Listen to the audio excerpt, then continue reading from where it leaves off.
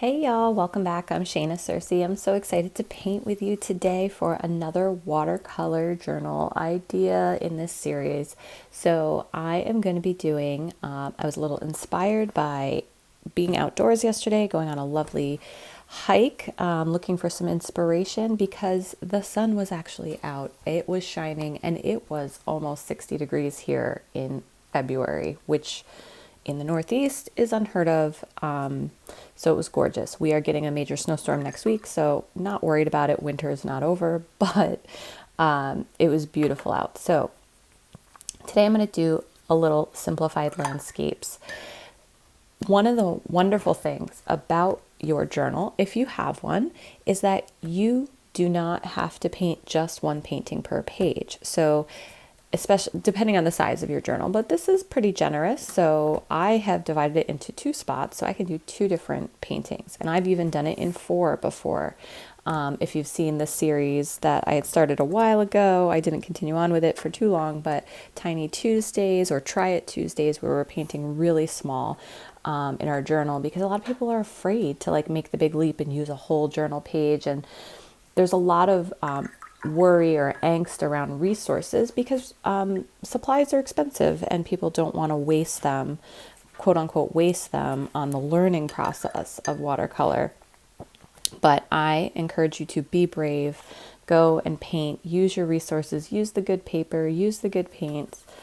So today we're just going to do some simple landscapes. I saw this beautiful these beautiful blue skies, and everything is kind of dead still, but they're where I was. They planted all of these gorgeous black-eyed Susans and coneflowers, echinacea, in the springtime, but now it's like this beautiful wheat color, like this light wheat shade.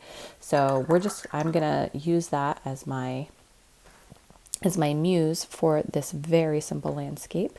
I'm just using some cerulean blue here. I have a size 10 Princeton Velvet Touch brush, and I'm just going to be doing sky and ground and focusing on sky and ground and kind of thinking about color palettes for sky and ground. So the first thing I'm going to do is I am just going to paint in this beautiful blue sky. It was so blue and with like little tiny maybe wispy clouds. Like, I wouldn't even call them clouds, just it was so clear yesterday. It made my soul feel so good. So you can see I'm just adding water to kind of get different variations in the blue here. And I'm going to come down to about 2/3 of the way. So kind of lighter towards the bottom, add a little more color up here.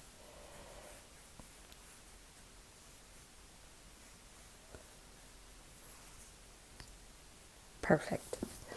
Now the color I'm going to use below is going to be this raw sienna, which is this wheaty color. So this blue and this yellow, I just think looks so lovely together. So I do need this to dry up top before I start painting this in. I'm going to hit that with my heat tool. Boop, boop, boop. Here we go. All right, nice and dry. And now I'm going to add this in. I think I'm going to use vertical. Actually, no, I'm going to put in a really light wash right up to the edge. And then I'm going to let this dry, and I'm going to use vertical strokes of a darker color, darker value of this same color actually. But I can even add some of this in while it's wet. I am going to break the plane there.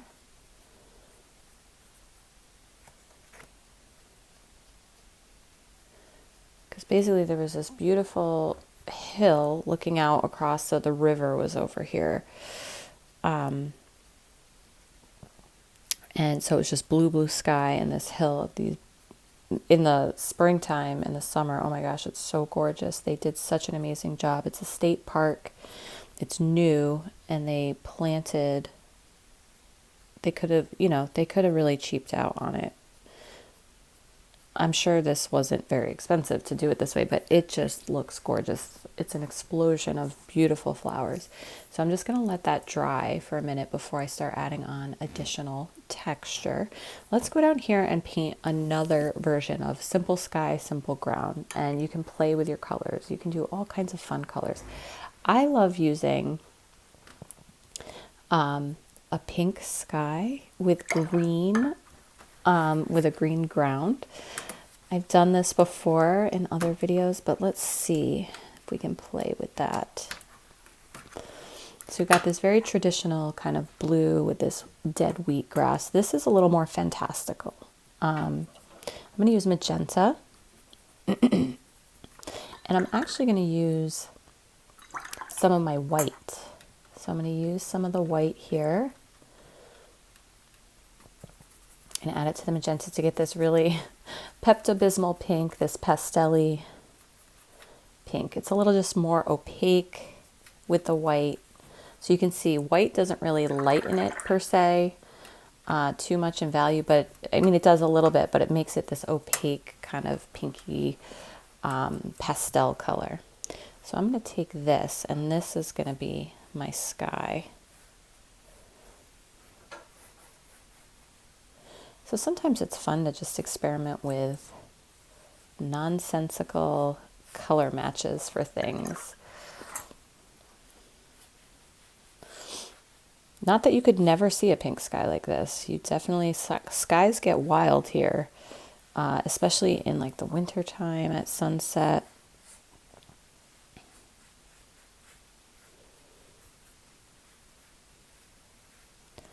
So again, trying to have some darker values and lighter values. You can even pull out color. See if we want to pull out something that resembles some clouds.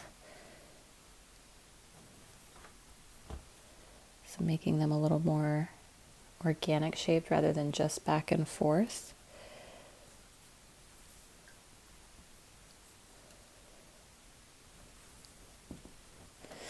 And a lot of times for a landscape, all you need is sky and ground, and everybody's like, oh, it's a landscape. Let's pull out something up here in the corner. Make it a little harder.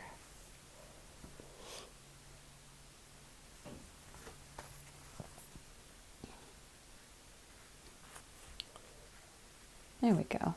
Beautiful. Got beautiful cloudy pink sky. All right, and for the bottom, we're going to do, I'm trying to decide if I'm going to do sap green or Viridian green. I really do like the sap green. All right, so this has to dry.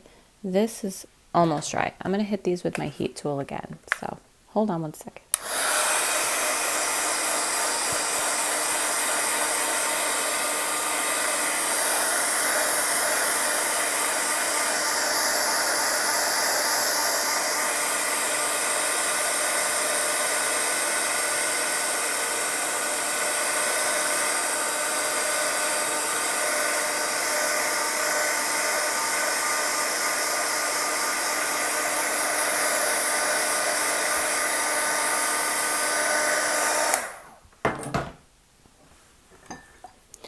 All right, so we're all dry now. Let's start with, I'm going to have the darkest color towards me, and I'm going to fade into lighter greens as we go back, just by adding water all the way back to the horizon line. And if you want to put something on your horizon line, you always can do that.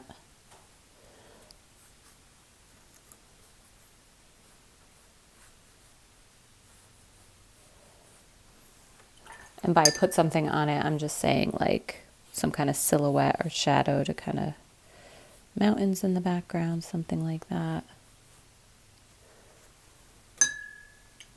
Got a beautiful pink sky with really fun green grass. And we will come in and do some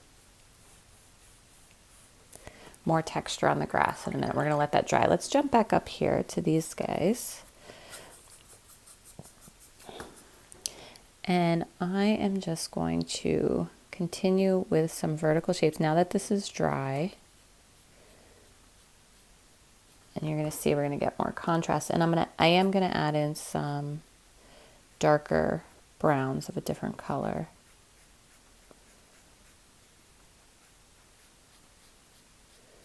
You can see I'm just using the flick of my brush.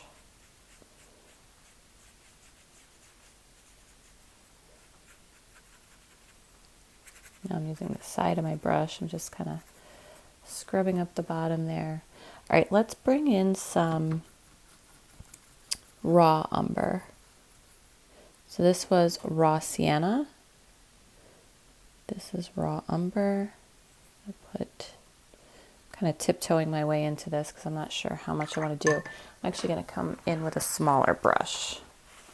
Hold, please. All right, so this is a size 3. So I have a little bit more control over the paint. And I don't want this dark color to kind of take over, so I'm trying to be a little more sparing with it, but you can see how it will easily take over. So I'm going to blend these out a little bit and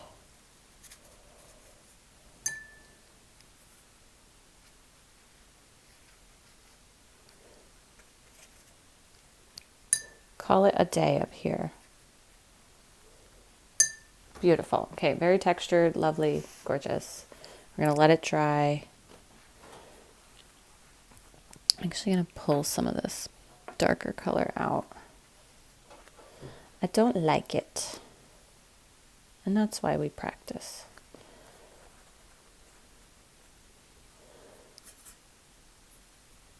I'm going to go back in.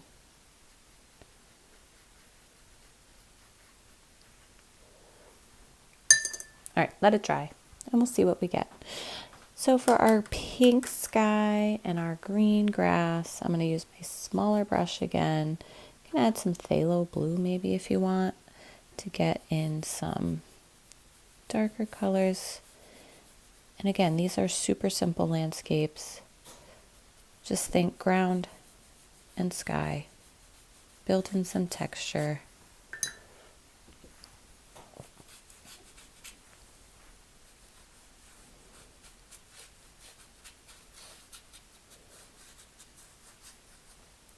And that's all they need to be. They don't need to be anything more than that. If you want to add more, you can. This would be, once you set up these bases, if you put something in the background, silhouettes of mountains or a little village or a barn or trees, whatever it is you want, you can definitely add to these. But this is just a way of starting to get your creative juices flowing.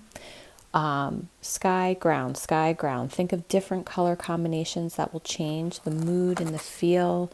Do you want something to look more traditional, more realistic? How do these colors make you feel? Is this more calming? Is this more, jubilant and makes you feel happy and excited? So that can always be fun. Playing with different colors and color combinations is always a blast, especially in your sketchbooks. So here we are, 2 beautiful different sky ground color combinations. Which one do you like best? Do you like the pink fantastical one, sky, or the more traditional bright blue sky with kind of the winterized fall winterized ground line? All right, thank you so much for painting with me, y'all. I'm Shayna Cersei. It's always a pleasure. Don't forget to check out the description. Thank you so much to my super thanks contributors and my studio crew members. You guys are awesome. everybody's awesome. Everybody who leaves a comment. This, I'll just show you, this is the latest one we did in our studio crew classroom. So this one comes with the outline as well as multiple video instructions to paint this cute little elephant. Oh my gosh, so adorable. So that is something you can get in the studio crew classroom. Thanks for painting with me all. Take care, happy painting, and see you for the next one.